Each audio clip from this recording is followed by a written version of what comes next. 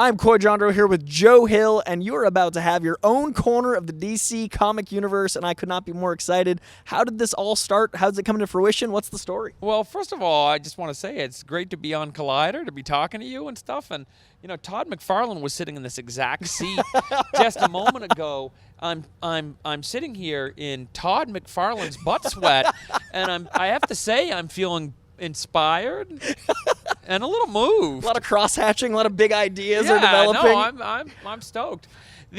So I'm doing a line of horror comic books for DC. I'm doing it's a comic book imprint called Hill House. Yeah. I'm writing a couple of them, and then we've got some ace storytellers to write a few more.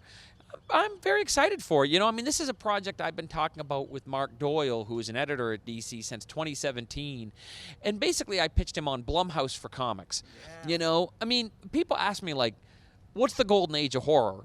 And the answer is, we're living it right now. It's happening right this instant. And you know, there's been... It used to be a film like The Exorcist came maybe every 5 years. You know, a film that was felt like a landmark. Mm-hmm. Now we get them every 6 months.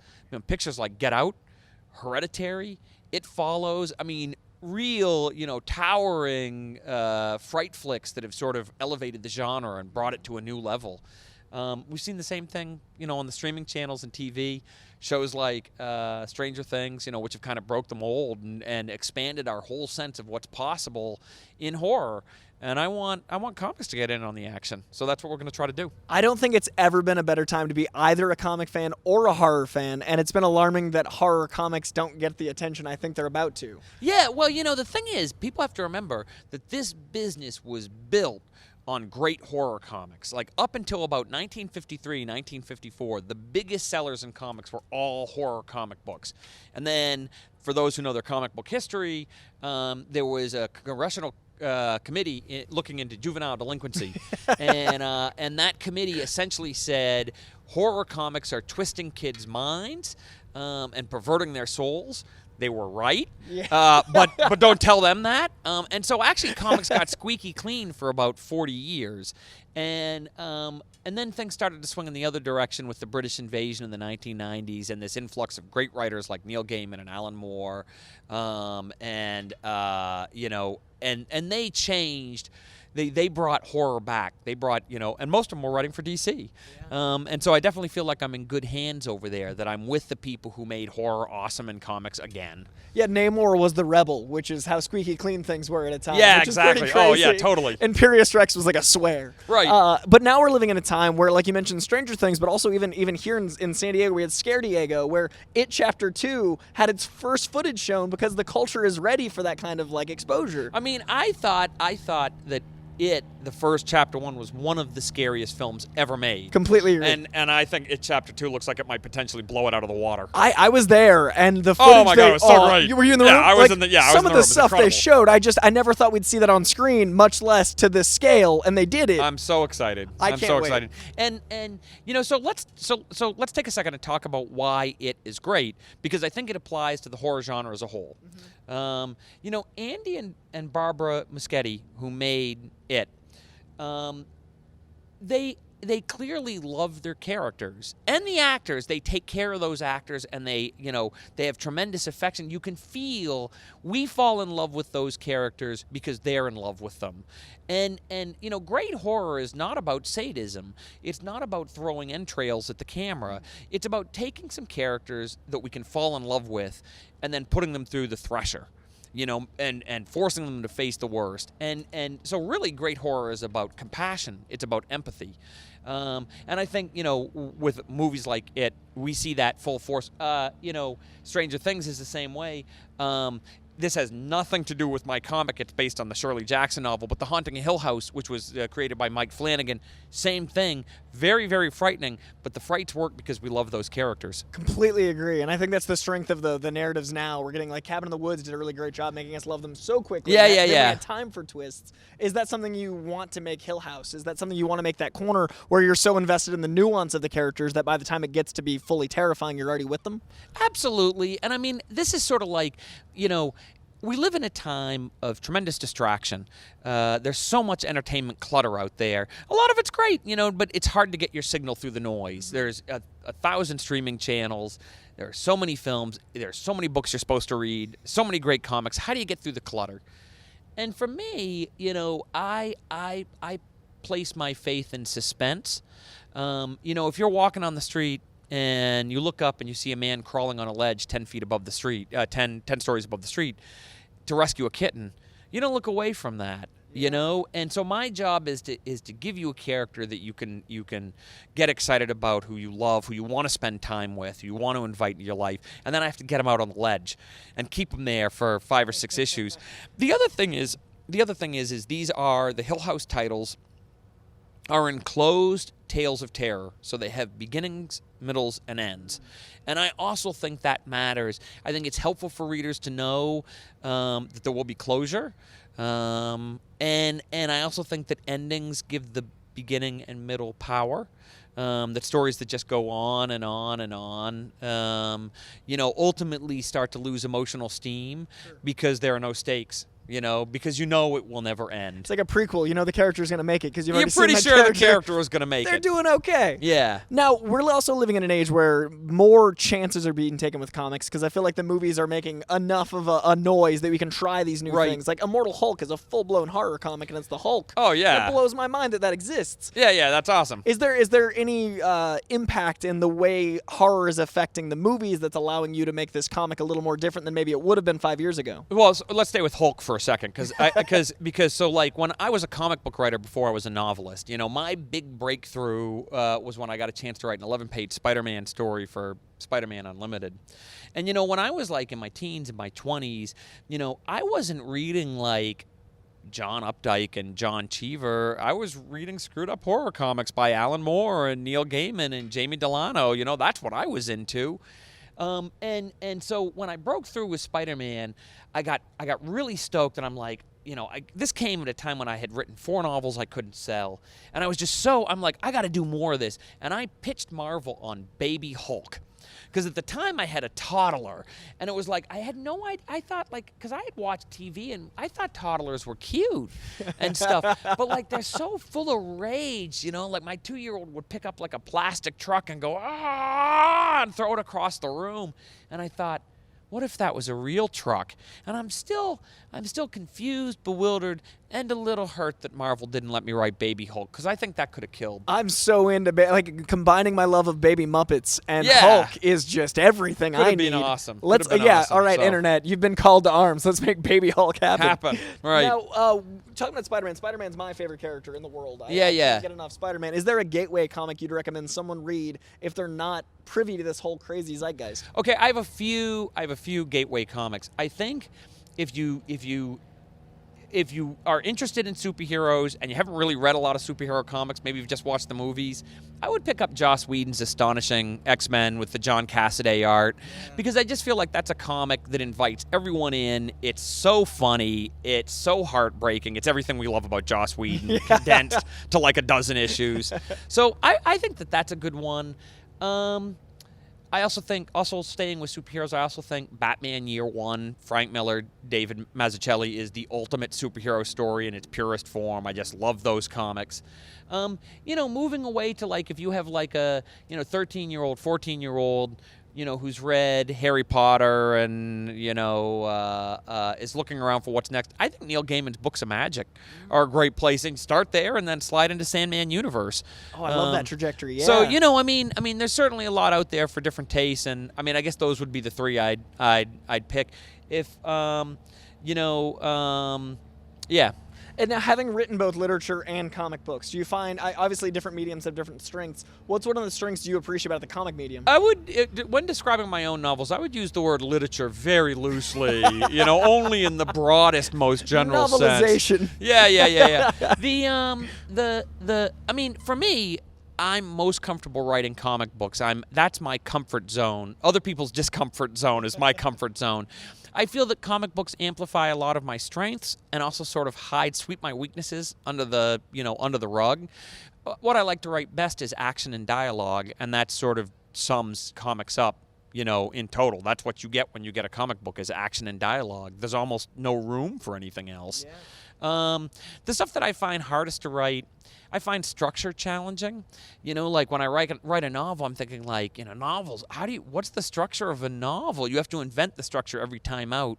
Whereas when you're writing a comic book, a 22-page comic book is as formal as a Shakespearean sonnet.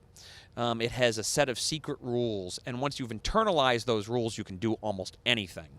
And so I love that instead of trying to figure out structure for myself, it's been implanted from without, forced on me from without. I find that, I climb that structure like a flower climbing a trellis. Yeah, I mean, literature, what you just said, I totally see that in Oh, comic well, thank books. you. I'm just going to give full credit. Now, with comic books being the cultural landmark they are now, they weren't always. How did you first discover comics, and what made you fall in love with that medium? As I see the strengths in it, but why did you call to that instead of books or anything else? Well, so when I was a kid, my voice just broke. I sound like I'm still a kid. You're reminding yourself of the age. Yeah, I'm regressing. When I was a kid, the very first book that I really got into was my dad picked up a big, thick paperback graphic novel called Bring on the Bad Guys. You know the book. The only credit on the cover was by Stan Lee. Like, the artist didn't matter. Jack Kirby, Steve Ditko, forget those guys. Stan's here, Stanley. guys. Stanley. God bless him. I love Excelsior. Yeah, Excelsior. In all of his ways. Excelsior. What was I think it was Captain Marvel that began with the credit that was just like a whole montage of Stan Lee's, like the greatest hits. Cameos, and I'm like, by the time the Marvel logo had faded from the screen, I'm like wiping tears off my face. You're trying to see the screen, right? I'm like, Stan. But so when I was like 6, the book that I was obsessed with was Bring on the Bad Guys, which was a collection of origin stories about Marvel's greatest psychopaths. The Abominations, Dormammu, Red Skull, and I must have had my dad read that book to me 100 times, a dozen times anyway, him doing all the voices, and so there was really never any turning back from that. Yeah, and like, he's always like, been in the comic space with that charity book he did with the X-Men, and I love the Green Goblin. Wow, that was a deep cut. Oh, here's the comic book guy, That was a deep cut right there. He did a single page in the charity X-Men thing. He did? I can almost remember it was like this corpse was like had this rhyme like pass the gravy, let's eat, something like that. It's in that was book, a good bit. And it's on the cover, like it's Magneto in the purple suit, and I love that book. Actually, that's a really good book. Yeah, that's a really good book. But it's a good anthology book. Well, he also he also did a film called Creepshow with George A. Romero that was like a tribute to the great gory 1950s horror comic books, which is where we started this conversation. Yeah. And so it was basically those horror comic books on screen. As a weird point of trivia, I was in that film. I was the little kid with the voodoo doll, who kills his on-screen father for taking away his comic books. So it's all life-reflecting art, and we've come right back. I was kind of doomed from the start, Yeah. I mean, like, so actually, weirdly, Tom Savini did the gross-out special effects on Creepshow. Flash forward 40 years, I wrote a short story called By the Silver Waters of Lake Champlain, and it's about 2 kids who discover the washed-up corpse of a lake monster on Lake Champlain.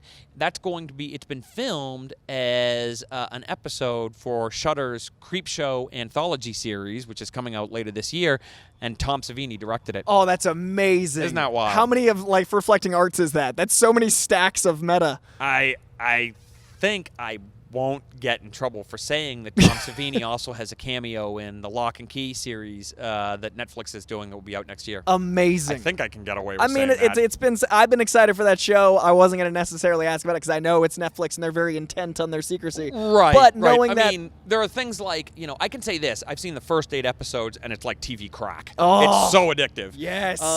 But I can't say stuff like, if I were to talk about, like, for an example, on a release date, a black helicopter would land behind us with the N logo on the side, the Netflix logo on the side, the black bag over my head, and they drag me off to like Netflix Guantanamo. And then they take away Adam because he was even sitting here. Yeah. And I'm just like, oh no. Another bag over the camera. It's gone, This guys. interview never happened.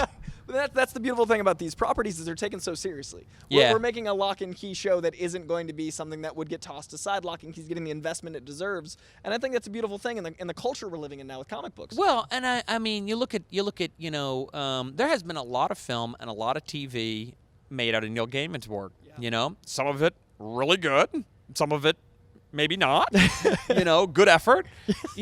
But then you see what Amazon did with Good Omens, and you hear about Netflix taking a swing at Sandman. And if you're a geek for this stuff, if you love dark fantasy, if you love horror, if you love those comics, there's never been a better time to be alive. It's just amazing because it's going to be awesome. Because the source material is right there, and you trust the empires that are building it. Absolutely, to completely invest in it to the hilt, and to take the material and look at it and really think about what did the readers of this material love, and how can we honor that? How can we make it thrilling on TV and still honor those things instead of running from it? Because when things have failed, I actually thought the Keanu Reeves Constantine film was pretty good.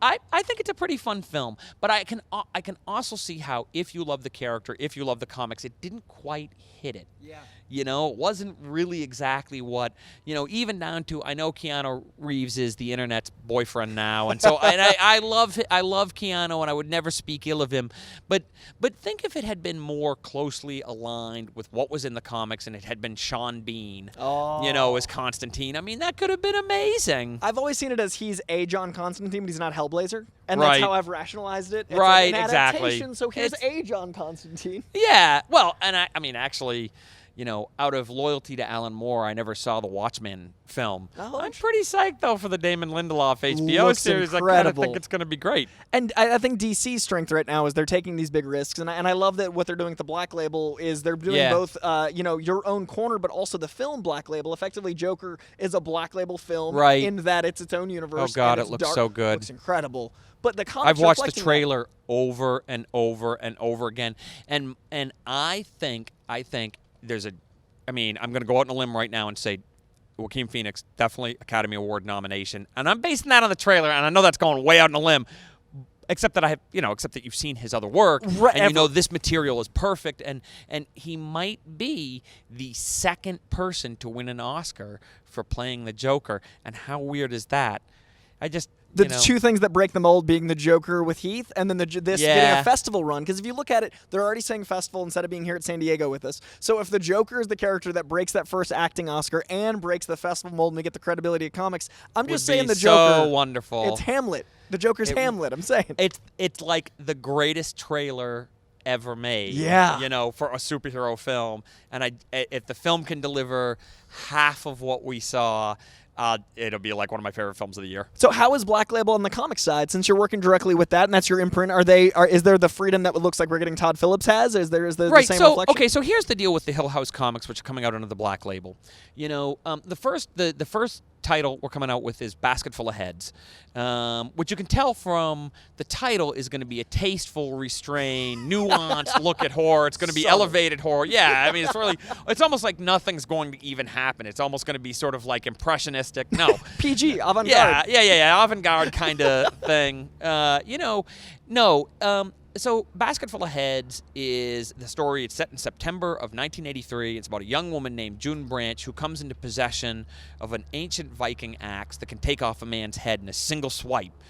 But after the head comes off, it's still talking and thinking. So life continues when the head is decapitated with this incredible axe. And it turns out this is the weapon she very much needs because she finds herself confronted with 4 home invaders who have a lethal and frightening agenda of their own. And so I'm not into campy horror. I'm not into horror that is intentionally bad for the sake of being bad, like Sharknado. Nothing wrong with that thing. It's just not what I do. It's not my thing. Sure. I like the authentic article. I like, stories where we care about the characters and then they're put in terrifying, grisly situations full of moral complications and, psychological horror and plenty of the red stuff splashing around. I want tension and suspense. And hopefully we'll get that with Basketful of Heads. Yeah. And then with the other titles as well. See, I talk too much. I'm worried I talk too much about Netflix and that the helicopter is like, getting. we The joked about helicopter a is coming helicopter? in now, right? It's coming in any second. TikTok logo is just swooping in a little closer. Now, So there's 6 titles at the jump, right? Right. So there's Basketful of Heads. We've got The Dollhouse Family by M.R. Carey, who did the amazing Girl with All the Gifts, as well as Unwritten and Lucifer. So he's a pro. He's a stone cold pro. I don't need to tell him about how to write comics. He can tell me. The Dollhouse Family is great because it's like it takes one of these concepts that's like a heartwarming YA novel concept. You know, this little girl with a dollhouse that's magic, and inside the little figures all come to life, which just sounds wonderful. It's horribly, screwed up, terrifying, and it's a real throwback to the kind of horror the Vertigo was doing before Vertigo even really existed, like the very early days of Swamp Thing and Sandman, and I love it. It's great. We're doing a comic with Carmen Maria Machado, who is a brilliant young writer, and her collection, Her Body and Other Parties, is like, one of the best books of the last decade. And she's doing a thing which is kind of like David Cronenberg meets David Lynch. Wow. It's the Lolo Woods. It's set in a town called Shudder to Think, Pennsylvania. And ostensibly, the story is about 2 young women who are investigating an outbreak of forgetfulness in this little town, but it's so much weirder than that. It's got, in the woods, there are these packs of people walking around known as the Skinless Men, who are very, very dangerous. And then there's a smoking crack in the earth that goes to something that's much more terrible than a cavern, so much more terrible than a mine shaft.